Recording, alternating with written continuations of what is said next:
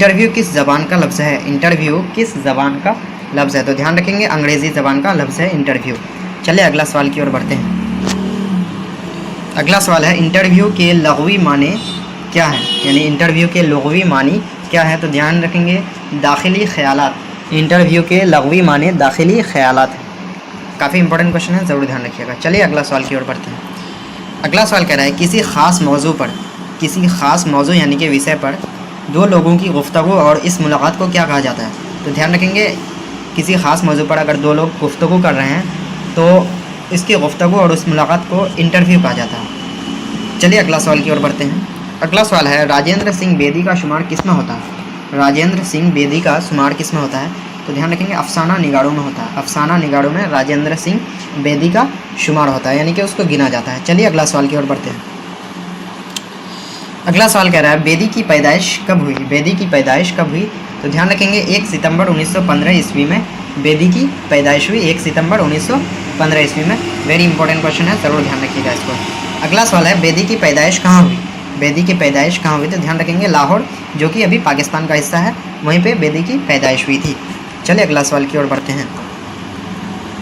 अगला सवाल है ज़ेरे निसाब यानी कि आपके निसाब में, आपकी किताब में शामिल इंटरव्यू जो है वो किससे लिया गया है? तो ध्यान रखेंगे राजेंद्र सिंह बेदी से लिया गया है, तभी लिखा गया बेदी से इंटरव्यू।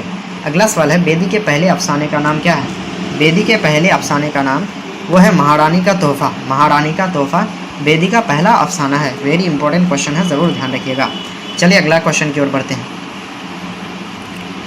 अगला क्वेश्चन है बेदी के पहले अफसानवी मजमुआ का नाम बताएं। बेदी का जो है पहला अफसानवी मजमुआ का नाम क्या है? तो ध्यान रखेंगे दाना व दवाम। दाना व दवाम ये बेदी का पहला अफसानवी मजमुआ है। अगला सवाल है बेदी के हम असर कौन हैं? बेदी के हम असर कौन हैं? तो इसका जो राइट आंसर होगा वो होगा ख्वाजा अहमद अब्बास। ख्वाजा अहमद अब्बास बेदी का हम असर है। चलिए अगला सवाल की ओर बढ़ते हैं। अगला सवाल आपके सामने है इंटरव्यू लेने वालों के नाम लिखें। इंटरव्यू लेने वालों के नाम लिखें। तो इंटरव्यू जो लिया गया है वो कौन कौन लिए हैं? असमत चोगताई और फैयाज़ रिफ़अत। असमत चोगताई और फैयाज़ रिफ़अत।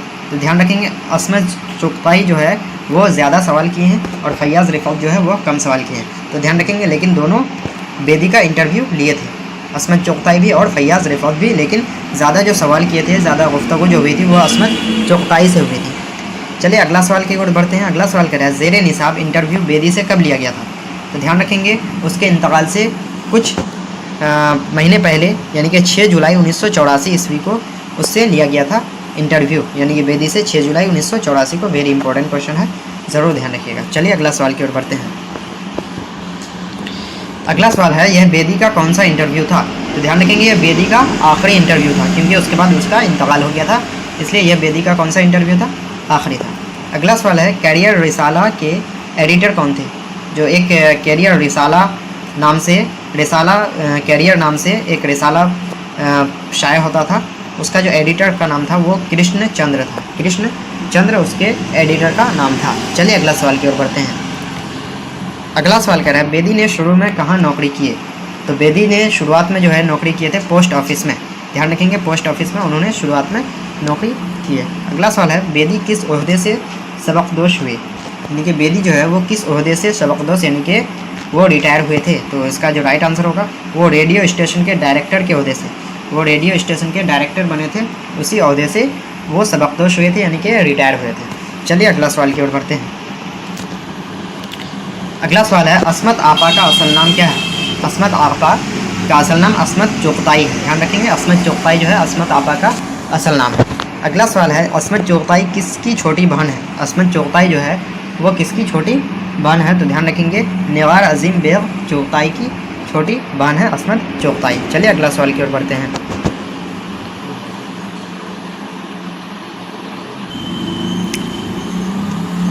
क्वेश्चन कर रहा है बेदी के ड्रामों के एक मजमुआ का नाम क्या है? बेदी के ड्रामों के एक मजमुआ का नाम क्या है?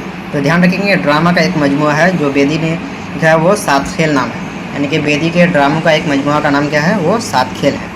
तो ध्यान रखेंगे वेरी इंपॉर्टेंट क्वेश्चन है। चलिए अगला सवाल की ओर बढ़ते हैं। अगला सवाल है बेदी के एक दोस्त का नाम बताएं। बेदी के एक दोस्त का नाम बताएं। तो बेदी के एक दोस्त का नाम है उपेंद्र नाथ। उपेंद्र नाथ बेदी का दोस्त है। वेरी इंपॉर्टेंट क्वेश्चन है, इसको भी आप ज़रूर ध्यान रखेंगे। चलिए अगला सवाल की ओर बढ़ते हैं। अगला सवाल है बेदी का इंतकाल कब हुआ। बेदी का इंतकाल कब हुआ, तो ध्यान रखेंगे बेदी का इंतकाल हुआ था 11 नवंबर 1984 ईस्वी को। 11 नवंबर 1984 ईस्वी को बेदी का इंतकाल हुआ था। अगला क्वेश्चन कह रहा है अस्मत चुगताई की पैदाइश कब हुई। अस्मत चुगताई की पैदाइश कब हुई थी, तो 1910 ईस्वी में हुई थी। वेरी इंपॉर्टेंट क्वेश्चन है। चलिए अगला सवाल की ओर बढ़ते हैं। अगला सवाल कह रहा है अस्मत चुगताई की पैदाइश कहाँ हुई।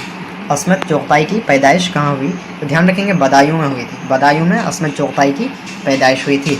अगला क्वेश्चन है अस्मत के वालिद का नाम क्या था। अस्मत के वालिद का नाम क्या था, तो मिर्ज़ा क़सीम बेग चुगताई। मिर्ज़ा क़सीम बेग चुगताई अस्मत के वालिद का नाम था। चलिए अगला क्वेश्चन की ओर बढ़ते हैं। अगला क्वेश्चन है अस्मत के वालिदा का नाम क्या था। अस्मत के वालिदा का नाम क्या था, तो नुसरत खानम। नुसरत खानम अस्मत के वालिदा यानी कि अम्मी का नाम था। चलिए अगला सवाल की ओर बढ़ते हैं। अगला सवाल कह रहा है अस्मत चुगताई के कितने अफसानवी मजमूए शाये हो चुके हैं। अस्मत चुगताई के कितने अफसानवी मजमूए शाये हो चुके हैं, तो ध्यान रखेंगे 7 अफसानवी मजमूए अब तक शाये हो चुके हैं। चलिए अगला सवाल की ओर बढ़ते हैं। अगला सवाल कह रहा है अस्मत चुगताई का इंतकाल कब हुआ। अस्मत चुगताई का इंतकाल कब हुआ, तो ध्यान रखेंगे 1991 ईस्वी में हुआ था। 1910 में उसकी पैदाइश हुई थी और 1991 में उसकी वो इंतकाल कर गए थे।